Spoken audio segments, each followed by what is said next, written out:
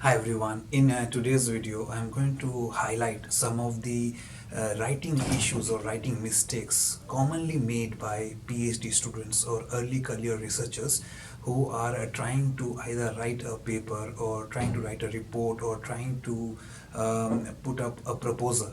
And when I talk about writing mistakes, I'm not talking about spelling mistakes or grammatical errors or formatting errors. I'm talking more about it from an argumentative style of writing and the mistakes that they make in doing so. So when commonly when PhD students start writing either a paper or a journal or a report, what happens is that because they have been reading so much, they try to include all that they have read in one single paper or document or report.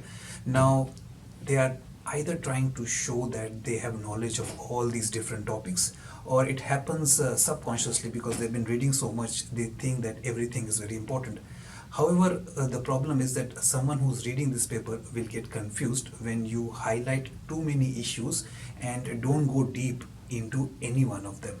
So it is a good thing for you to show that you have the knowledge of different issues, but you have to make sure that you also narrow it down to one area of focus, which we call is the funnel approach. So funnel starts from a broad and then it goes narrow, right? So similarly, you have to show that you have the knowledge of various issues in your area, but you are only focusing on one issue, and that one issue may be subdivided into smaller issues, but it has still has to be one common issue.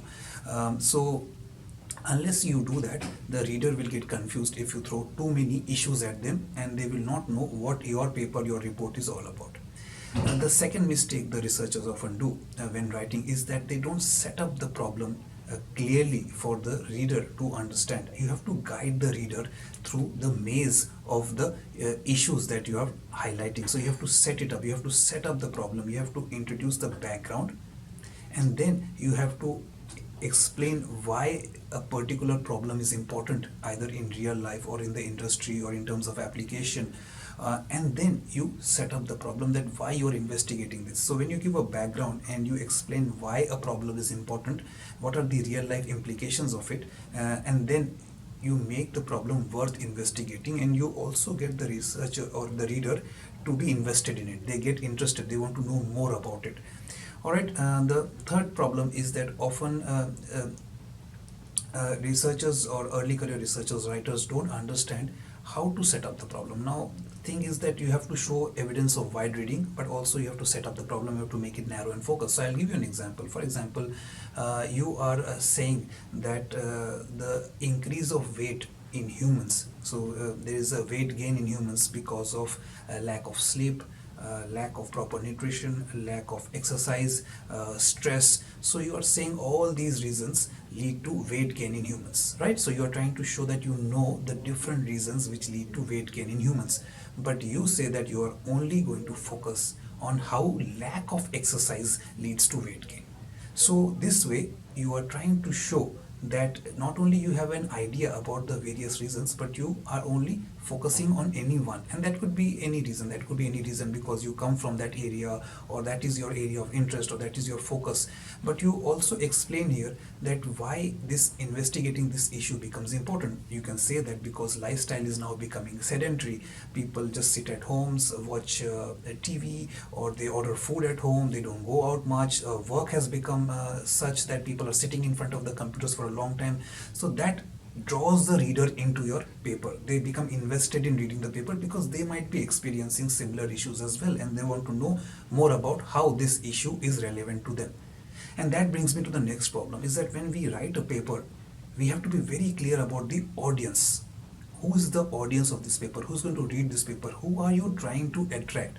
So for example, if you are trying to explain low productivity in workforce in a company or in a factory, now you want to probably attract the employers, or you want to attract the industry.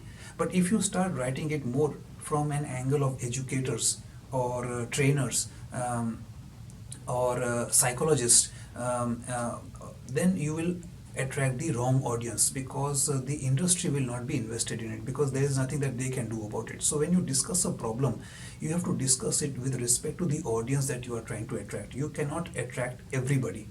you have to attract a particular section of the audience and make sure that the way you write it uh, is relatable to them. There is something that they can do about it that brings a change in their lifestyle. So, for example, if you are trying to investigate the reasons of low productivity in a workforce, and you say this comes down to psychological issues from families, then the employers can't do anything about it. But if you bring it down to the perks and the benefits that the employers can provide, for example, more frequent breaks, or for example, having Christmas parties or Christmas lunches, or taking the staff out for a retreat, then these are the things that the employers can do. So you have to understand the audience, what they can do about it, why will they be invested in this reading this report. So although you have all this knowledge, if you don't narrow it down, if you don't set it up, then it is of no use. That brings me to another problem that often the researchers or the early career academics make mistakes that they make in their report, is that they often throw a lot of terms which mean the same in their heads, but it confuses the reader. For example, again we come back to the same example, that you are trying to investigate low productivity in employees in a factory or in a company or in a setting. Now, the word that you use is employees, then the next word you use is workforce, then the next word you may use is that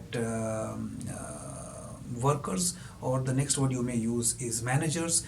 So that will confuse the reader as to whether they all mean the same or whether they are different. Now, in your head, you might be thinking that it's common sense or people should know because I know it, but remember, the reader is not you, so they may get confused. So it is very important for you to set it up at the very beginning of your paper, the definitions that you're going to use. Don't use too many terms, or if you're planning to use too many terms, make it very clear to the reader what each of these terms mean. So if each of these terms are synonyms, or you want them to be received as synonyms, same meaning, then you make it very clear that the term employee, workforce, workers, all that means same, but don't interchange them, because the reader who's reading them will lose track and they will not understand, they will get confused as to what you mean. And this again brings me to the next issue, that the writers don't use enough tables and figures or diagrams or flow charts to explain or convey the point.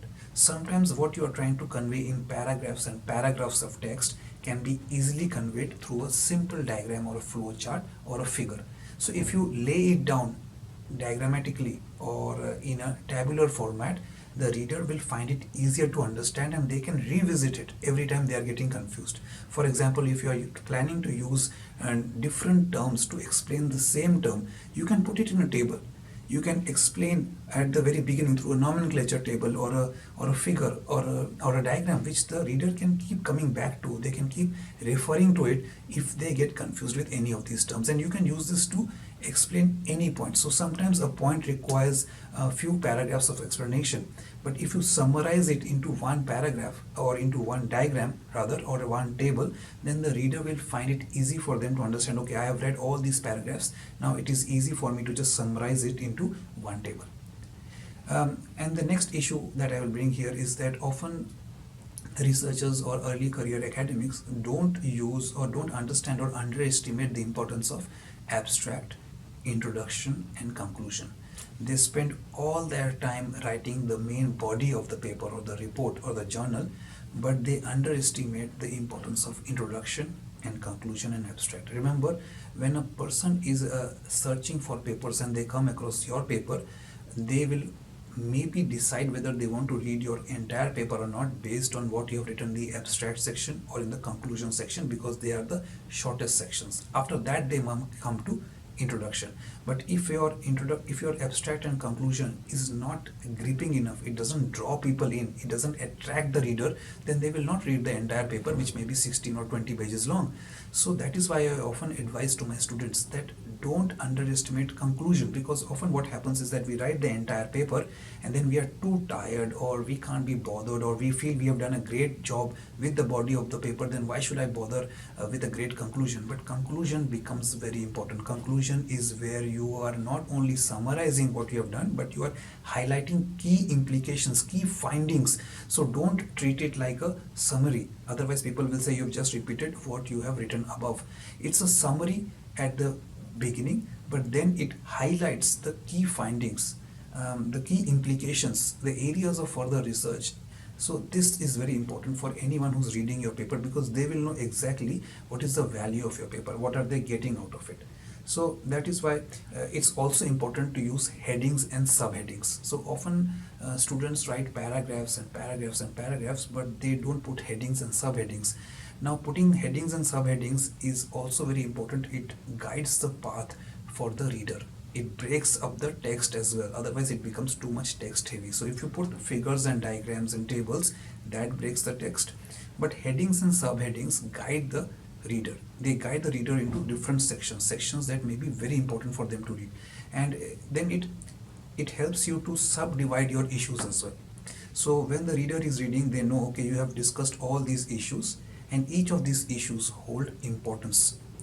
Why they are important, how you can investigate any of these issues further, you can go deeper into it, why a certain issue is more important than the other, so on and so forth. So headings and subheadings are very, very important, and you should never underestimate the importance of it. It lays the path for the reader. The reader will then know how you are guiding them along. And remember, there has to be some kind of a roadmap for them. Imagine yourself being led down a path which you don't know. So if a path is well lighted, there are arrows, there are direction markers, you will find it easy to walk along that path. But if that path is dark, it's not lighted, there are no guide marks, you will be lost, right? So your paper is similar. So your paper might be very clear to you in your head, in your mind, you may be very sure of what you're writing. You have to remember that the person who's reading it is not you.